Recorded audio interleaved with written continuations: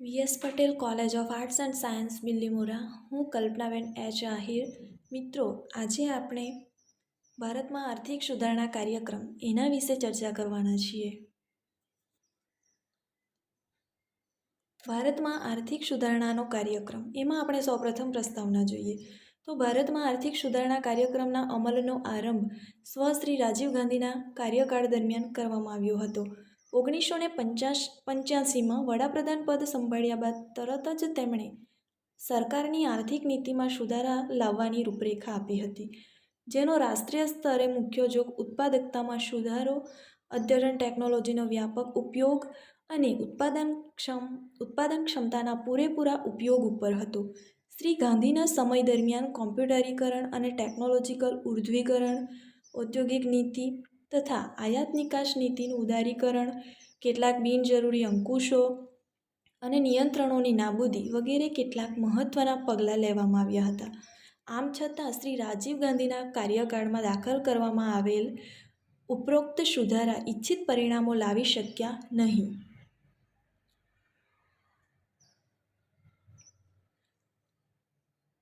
આર્થિક સુધારણા કાર્યક્રમ અપનાવવાની જરૂરિયાત. તો ભારત સરકાર દ્વારા અપનાવાયેલા આર્થિક સુધારણા કાર્યક્રમનો આરંભ જુલાઈ 1991થી થયેલો છે. આ કાર્યક્રમનો વિગતે અભ્યાસ કરતા પહેલાં આપણે શા માટે અને કયા સંજોગોમાં આર્થિક સુધારણા કાર્યક્રમ અપનાવવાની જરૂરિયાત ઊભી થઈ એ સમજીએ. તો ભારત માટે આર્થિક કટોકટીની ઘટના આમ તો કોઈ નવી બાબત નથી, પરંતુ 1980ના દશકાના અંતમાં અને 1990ના દશકાના આરંભના વર્ષોમાં જે તીવ્ર અને ઘેરી કટોકટી પેદા થઈ હતી તે કદાચ અભૂતપૂર્વ કહી શકાય તેવી હતી. 1990-91ના સમયગાળામાં લેણદેણની તુલાની વિકટ સમસ્યા ઉદ્ભવેલી. ખાડી યુદ્ધના કારણે પેટ્રોલિયમ પેદાશોના ભાવોમાં વધારો થતાં આયાત બિલમાં જંગી વધારો થયો હતો, જ્યારે બીજી તરફ નિકાસ વૃદ્ધિમાં નહિવત સુધારાના લીધે વેપાર તુલાની ખાધ સતત વધતી રહી. વળી ઘર આંગણે નવેમ્બર 1989 અને જૂન 1991ના 2 વર્ષોથી પણ ઓછા સમયગાળામાં કેન્દ્રમાં 3 વખત સરકાર બદલાઈ હતી. આવી રાજકીય અસ્થિરતાના લીધે રોકાણકારોનો વિશ્વાસ ડગી ગયો હતો અને દેશમાંથી મૂડીનું બહિર્ગમન થવા માંડ્યું હતું.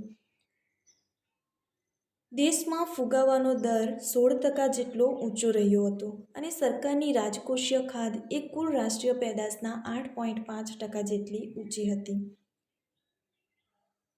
આમ આપણી આર્થિક પરિસ્થિતિ એટલી બધી વણસી ચૂકી હતી કે આર્થિક ક્ષેત્રે જલદ પગલાં લીધા વિના આપણા અર્થતંત્રને ભાંગી પડતું અટકાવવું લગભગ અશક્ય હતું.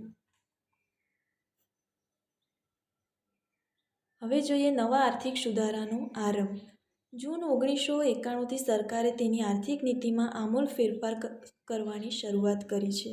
આ ફેરફારો ઔદ્યોગિક ક્ષેત્ર, વિદેશી મૂડીરોકાણ, વિદેશી ટેકનોલોજી, વિદેશ વેપાર અને હુંડિયામણના દર, કર માળખું, રાજકોષીય નીતિ, બેન્કિંગ ક્ષેત્ર વગેરેને આવરી લે છે અને સામૂહિક રીતે નવી આર્થિક નીતિ કે નવા આર્થિક સુધારણાના કાર્યક્રમ તરીકે તે ઓળખાય છે.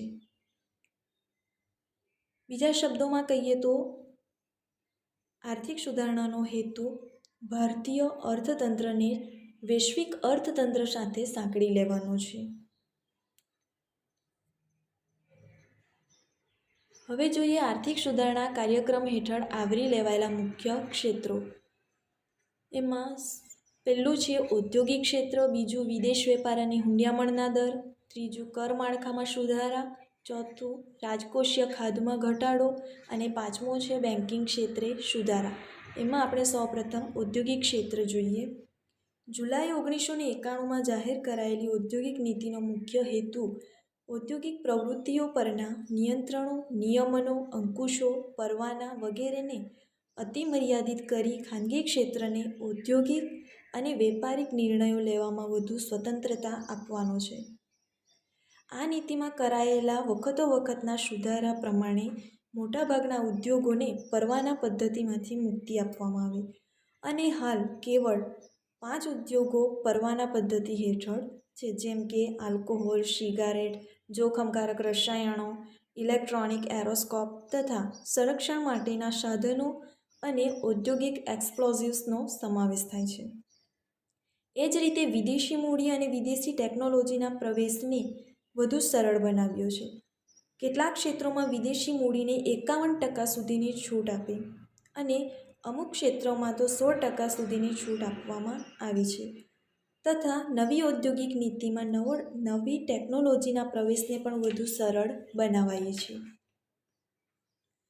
ટૂંકમાં ઔદ્યોગિક ક્ષેત્ર હવેથી રાજ્યની ભૂમિકા એક નિયંત્રક તરીકે નહીં પરંતુ એક સહાયક તરીકેની રહેશે. આમ રાજ્યનો અભિગમ બજાર મૈત્રી તરીકેનો રહેશે. બીજું છે વિદેશ વેપાર અને હુંડિયામણના દર. વિદેશી વેપારના ક્ષેત્રે ઉદારીકરણની પ્રક્રિયા અન્વયે આયાતો માટેની નિયંત્રિત યાદી ઉત્તરોત્તર ટૂંકાવી દઈને વધુને વધુ વસ્તુઓને આયાત પરવાનામાંથી મુક્તિ આપવામાં આવી છે. વિદેશ વેપારના ક્ષેત્રે તાજેતરના વર્ષોમાં હાથ ધરાયેલા નીતિ વિષયક સુધારા ભારતીય અર્થતંત્રને વૈશ્વિક અર્થતંત્ર સાથે સાંકળી લેવાની દિશામાં એક મહત્વનું પગલું ભર્યું છે. વિદેશ વેપાર નીતિમાં વધુને વધુ ઉદારીકરણ અને પારદર્શિતાનું તત્વ દાખલ કરી અત્યાર સુધી અપનાવાયેલી આંતરમુખી વ્યૂહરચનાના બદલે બહિર્મુખી વ્યૂહરચના પર ખાસ ભાર મૂકવામાં આવી રહ્યો છે. ત્રીજું છે કર માળખામાં સુધારા. ચેલૈયા સમિતિની ભલામણોને અનુલક્ષીને પ્રત્યક્ષ તથા પરોક્ષ કરમાં મહત્વના સુધારા દાખલ કરવામાં આવ્યા છે. આવકવેરા તથા કોર્પોરેટ વેરાના દરમાં નોંધપાત્ર ઘટાડો કરવામાં આવ્યો છે. અનેક ચીજવસ્તુઓ પરની આબકારી જકાતના દર નીચે લાવવામાં આવી રહ્યા છે. આર્થિક સુધારણા કાર્યક્રમના એક સંકલિત ભાગ તરીકે નવા પ્રત્યક્ષ કરવેરા ધારા અંગેનો ખરડો અમલમાં આવશે તેમજ વસ્તુઓ અને સેવાઓ પરનો વેરો goods and service tax GST પણ તારીખ 1 એપ્રિલ 2017થી અમલી બન્યું છે અને એ રીતે એક રાષ્ટ્ર એક કરનું ધ્યેય સિદ્ધ થશે. વસ્તુઓ અને સેવાઓ પરનો વેરો એ હાલના કેન્દ્ર તથા રાજ્યોના બધા જ પરોક્ષ વેરાઓનું સ્થાન લીધું છે. ચોથું છે રાજકોષીય ખાધમાં ઘટાડો. જુલાઈ 1991થી હાથ ધરાયેલા આર્થિક સુધારણા કાર્યક્રમનું એક મહત્વનું પાસું રાજકોષીય ખાધને મર્યાદિત કરવાનો છે. 1990-91માં રાજકોષીય ખાધ કુલ ઘરેલું પેદાશના 8.3% હતી અને 1991-92માં તે ઘટીને 5% જેટલી થઈ હતી અને છેલ્લે 2017-18માં તે 3.2% જેટલી અંદાજાઈ હતી. આમ આર્થિક સુધારણા કાર્યક્રમ હેઠળ રાજકોષીય ખાધમાં પણ ઘટાડો જોવા મળ્યો. પાંચમું છે બેન્કિંગ ક્ષેત્રે સુધારા. નરસિંહમ સમિતિની ભલામણોને અનુલક્ષીને બેન્કિંગ ક્ષેત્રે પણ કેટલાક મહત્વના સુધારાઓ કરવામાં આવ્યા છે. જેવા કે બેન્કોએ જાળવવું પડતું કાયદેસરની તરલતાનું પ્રમાણ તથા રોકડ અનામતના પ્રમાણમાં ઘટાડો કરવામાં આવ્યો છે. ધિરાણ અને થાપણો પરના વ્યાજ દરમાં જરૂરી સુધારા કરાયા છે. મૂડી પર્યાપ્તતાના ધોરણો દાખલ કરાયા છે. જાહેર ક્ષેત્રની બેન્કોની મૂડી બજારમાંથી શેર મૂડી મેળવવા માટે મંજૂરી આપવામાં આવી છે.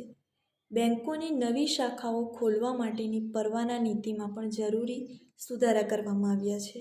બેન્કિંગ ક્ષેત્રમાં ખાનગી ક્ષેત્રને પ્રવેશ માટેની છૂટ અમુક શરતોને આધીન રહીને આપવામાં આવી છે.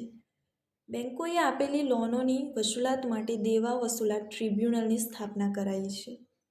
બેન્કો અને નાણાકીય સંસ્થાઓના નિરીક્ષણ માટે રિઝર્વ બેન્ક દ્વારા બોર્ડ ઓફ ફાઇનાન્શિયલ સુપરવિઝનની રચના કરવામાં આવી છે.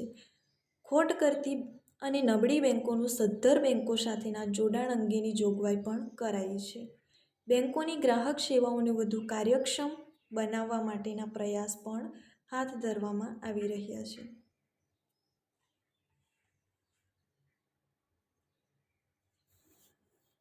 Okay, thank you. અને મિત્રો, આના પછીના મુદ્દાઓની ચર્ચા આપણે નેક્સ્ટ વિડીયોમાં કરીશું.